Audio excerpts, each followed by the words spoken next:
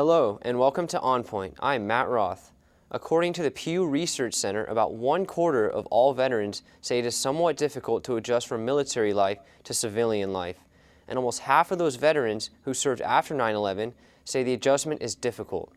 A lot of help is out there from non-government organizations to Federal Veterans Administration. Two veterans who are also coordinators at CSUN's Veteran Affairs Office say there are a lot of resources here on campus. So we assist incoming or prospective returning veterans, current service members with admissions to the university. We process applications, transcripts, do the evaluations, and then make the decisions. We're also being given the flexibility. If we need to make any exceptions, we'll go ahead and do that. Especially for those that are using their GI Bill benefits. They must be approved benefits, so we assist them with the certification process, make sure their benefits are good to go for voc rehab, also the CalVet fee waiver for military-connected like dependents and spouses. They say veterans and active duty military are used to following orders, so it is hard for them to accept that they can make their own decisions without government supervision. Veterans are almost programmed to follow orders, and it can be challenging to do something without direction, and that's one reason why they have a problem with autonomy after they're discharged from military service. It's like everything else, either you go to this week-long training, or you could go in, put your name down, and go back to your barracks and sleep. I mean, it is offered. Now, do you sit down and get all that information? You know, it depends on the individuals. I, unfortunately, decided to go back and catch up on my sleep. So I think it's very important to have realistic, just kind of being more honest and upfront about what their experience could be when they're applying to universities. You know, just like any military member that was about to get out, there's 1,000 jobs waiting for me. I was in the service, so I don't need no type of training. I just turn in my resume, and I'm pretty sure I'm gonna get offers, you know, everywhere. So I have that mentality. And so I've seen that definitely be a struggle. And then the lack of education. The lack of education of we're now judging a person that did 20 years of service in the military but only has high school transcripts. So how is that even a balance? How is that even fair? On Point's Leslie Estrada has more on the story. Thank you, Matt. Today we'll welcome Dr. Abram Milton, a veteran who works for the CSUN University Counseling Services, and a student veteran, Kevin Ogletree. Thank you for being here. Thank you for having me. So according to Pew Research, veterans transitioning from combat life to civilian society tend to have a difficulty. How was it? How was your transition? Was it difficult to adjust, or was it easy to readjust? Dr. Milton, we'll start with you. Yes, so I can remember when I initially kind of came into the Marine Corps, and the services they had back then with the transition, it was kind of somewhat of a challenge for some people to be able to transition because some of the resources within on the bases were not kind of familiar with what kind of actual things. Now for me, I would say definitely with some of the transition programs that they have nowadays, where they kind of separate sometimes where at different pay grade levels, they would kind of make things more focused on them. So for me being a senior enlisted, it was a good kind of transition with some of the training they did for us for at least a couple of weeks, and then so on and so forth. How about for you, Kevin? How was your transition? My initial transition was definitely difficult. I didn't have a very structured support system, kind of on my own, and ended up dropping out of my first attempt at college life. It wasn't until years later as I matured in life experiences and was able to come back to school in a better state of mind, pretty much. Now, both of you guys are veterans. What led you to join the military? We'll go ahead and start with you, Doctor. It's surprising that right now that I'm in the field of psychology. When I originally came in to the military, I was actually interested in law enforcement. I did maybe within my town I wanted to be a police officer. So it was my plan to go and do 4 years, get in shape and stuff like that. And then from there, transition out. However, at some point, like many service members do, they say, hey, I'm really enjoying kind of this, and then, I transition. And what led you to join the military? Family tradition, I think. Both my parents were in the military. Oh, nice. And I needed a job. How long was your term? How long did did Yeah, you serve, and what military branch did you? Yeah, so I served in the United States Marine Corps, and I served all the way for 23 years, and recently have retired out in 2016. So it's been a fresh transition for me. My first tour was in the Army, and I re-enlisted in the Marine Corps, so a total of 7 years. Total of 7 years. So you guys did quite some time.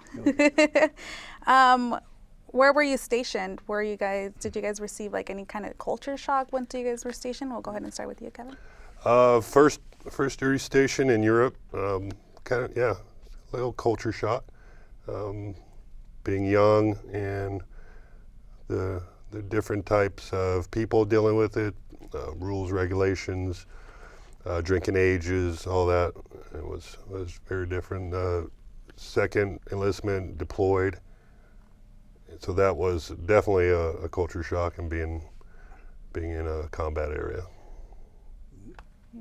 Yes, and for me personally, when some of my first duty stations, I can remember my recruiter when he first asked me, because sometimes for some places you get to choose a geographic area, East Coast, West Coast, or overseas for the Marine Corps.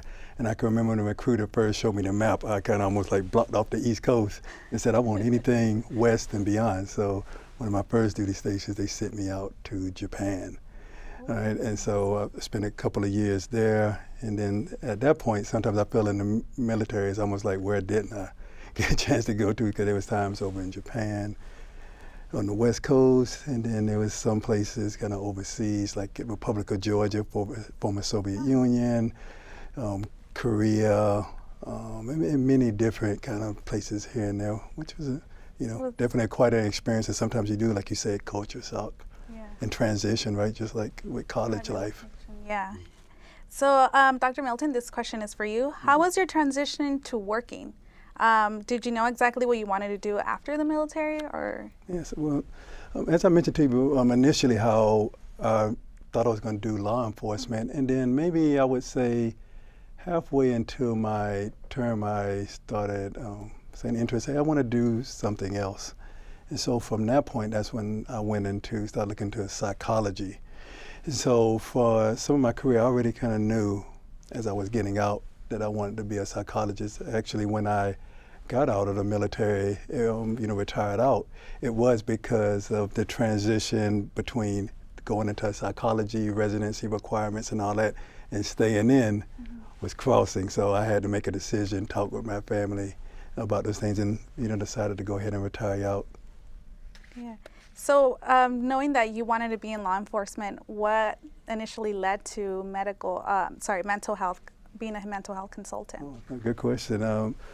I see, like, as with most people, kind of when you're in the military, you're going to be put in leadership roles. Within some of those leadership roles, you have these times where you are mentoring and engaging with different fellow service members, and I felt like I enjoyed kind of that aspect. Also, being honest, we know how sometimes when we go into some of these deployments and things like that, some people come back and needing assistance, and sometimes there were coordinated programs like that would talk about combat operational stress.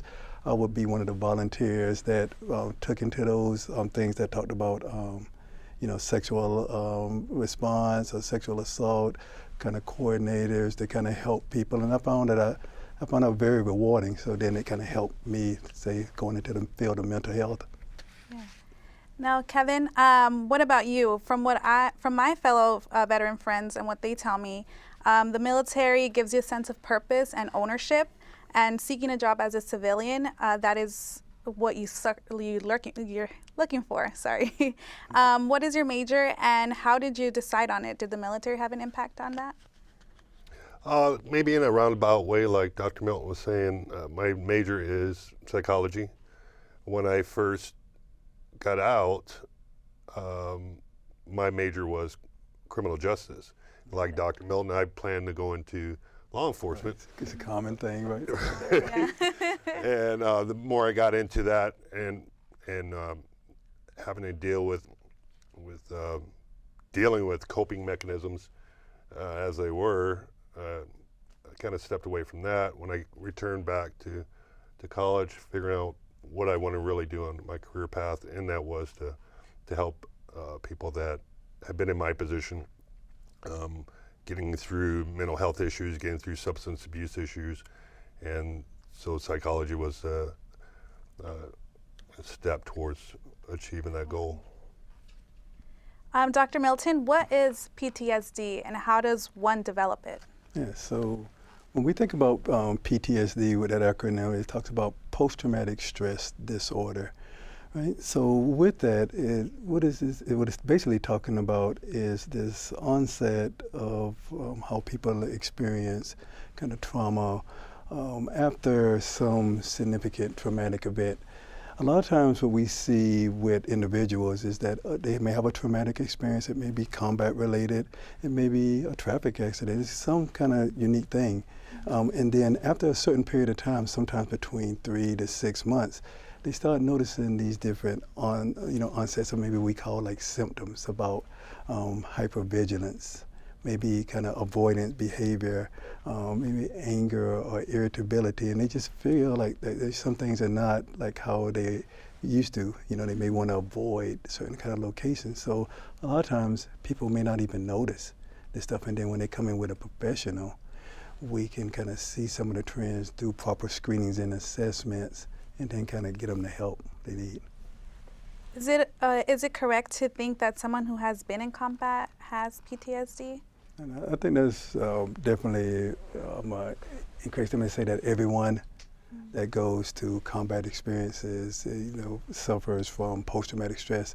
I think at some level, some people, depending on where they've been in their combat experience, they may have some level of trauma initially.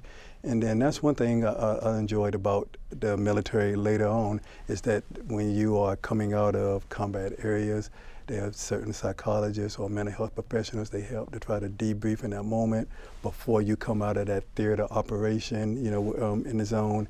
You have screeners who are kind of talking, and then for some people, if need be, they can kind of get help. But definitely that thing about saying everyone is that's just definitely a myth. Got it. And anger and fear seems to come with PTSD. Does depression fit in that category as well? Right, so when you mention that, that's a great question, because sometimes when we're talking about post-traumatic stress, we're talking about comorbidity of different things that may come. We see things that may come out, like what you were saying about anger. You may see things about depression. That depression may be tied into frustration, different frustrations with self, frustrations with what's going on in kind of life that leads to that. Maybe a little bit of anxiety and things like this. A lot of times what happens with the post-traumatic stress, what I've seen is that when clients maybe initially come in, they may be reporting heightened anxiety, heightened irritability, heightened anger.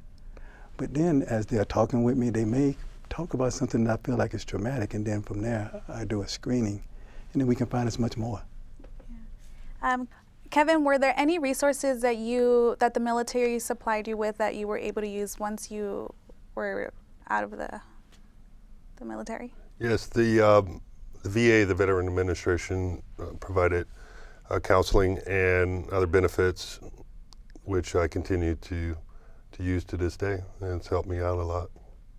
Dr. Milton, when veterans are seeking help, most say there is a long waiting list to see a therapist. Are there any recommendations you can give those who aren't visiting a practitioner as often as they'd like? All right, so that's a great question. A common thing that usually happens, what I've noticed is that some people, because they are potentially waitlist at some locations, maybe at VAs and things like that, but then there's also other kind of resources. Like one I used to always kind of tell people, especially when they were still on active duty, there were different kind of hotlines where I think the one that kind of slips my mind right now, but they can call and they can get resources or get services. I know the VA is trying to work with telehealth to reach out to people and things like that. So if they're not being able to connect directly with the VA services, using their TRICARE and some of their kind of veteran benefits, or talking to even the counseling center here, we can help them find an alternative until that care is bridged.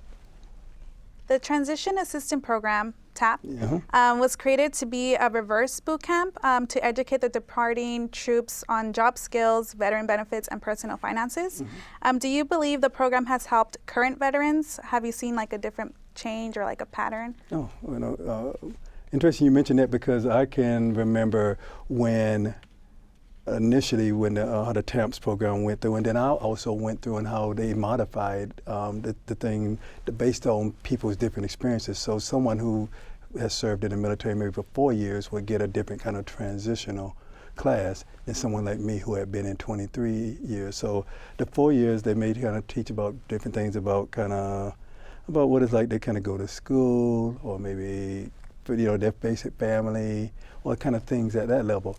When I went to my class, we were definitely talking about a lot more about resume writing, kind of interviews, life insurance, and some of these other things that may have I guess from feedback from others about what someone at my level during that time wanted. So I've definitely seen an improvement at least. I don't know about for others.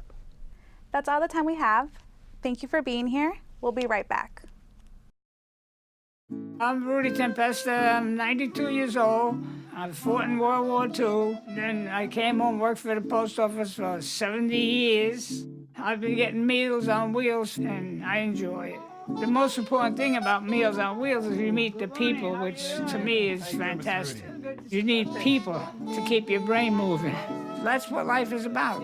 It's love and having a conversation with people.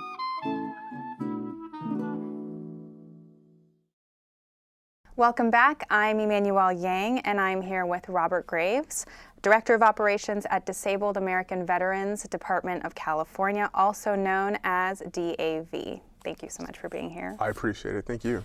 All right, so let's get right into it. What are some of the main struggles you see in veterans with disabilities during their transition back into civilian life? I mean, there's a lot, and that's a loaded question on what are some of the main ones, because each individual is different, right? So you might get individuals who are more apt to be aggressive with the improvement of their life, and then there's those who just come out of the Marine or the military specifically, and they don't know what they don't know, so they don't even know where to ask questions or who to ask questions from. When they leave the military itself, you leave behind your network of knowledge, right? And those individuals that they've been growing up with in the military have been all enlisted between 17 and 22. And so nobody in the military knows what life is like after the military. So that's really not even a good resource to kind of rely on. So when people come out, specifically for disabilities, they don't know what disabilities they have. They don't know how that affects their placement in jobs, or how it affects how they study in college, or affects how they reintegrate with their families or their friends. I mean, there's really a plethora of problems outside of just getting reintegrated into the society. We also have to reintegrate with ourselves, with our own identity, with our, like I said, our families and friends. And I think that transition actually never stops. So I would say that. I think that transition never stops, and I think that maybe the biggest problem is that people think that it's a light switch. Mm-hmm. Okay, well that kind of leads into my next question. Do you find that there are enough resources available to veterans during their transition back? And what would you say are some of the most helpful resources? Well, yeah, I actually, believe it or not, think that there are a ton of resources and plenty, even kind of daring to say an overabundance of resources. But the problem is that the resources aren't easily accessible. Let's, for instance, say a nonprofit starts up and they call themselves the Iraqi War Veterans of America, right? Well, if you Google veterans Iraq, whatever keywords you're looking for help, well, Iraq's a country, right? Veterans is a very overused Google term in SEO. There aren't enough individuals out there that understand how to be found, right? Because there's grant money out there. There's a ton of nonprofits that do free work for the mental aspect, or reintegrating with the sports side and physical. I mean, there's a lot of avenues that help us transition: physical, mental, and then socioeconomical. and I would be biased to say that like some of the best resources are nonprofits like the DAV, Veterans of Foreign Wars, VFW, the American Legion, the VA. As bad as people want to take craps on it, like it is a phenomenal resource. Again, you have to be resourceful and ask the questions. And if you don't know what questions you're not asked, if you don't know what you don't know how to find that resource for yourself. So it's really a matter of opening up your mouth and saying, I'm a veteran, like what's out there for me? Right. Yeah. And so would you say that there are any improvements that you would like to see in how veterans are helped post-military? Yes, and that's on a large spectrum itself. So if you actually condense it into like small little pockets of world, how do we improve the aspect of finding resources, right? Like I mentioned earlier, there's the SEC, there's the SEO aspect of it. If we hired or interned, we as in the veteran community of nonprofits and aid, right? If we made it a thing to focus on bringing IT individuals in or young individuals that know how to bring in attention, that would help the nonprofit aspect and bring attention to specific organizations. As it pertains to interjecting with each other, I think that we need to break down the barriers that needing help is a weakness, right?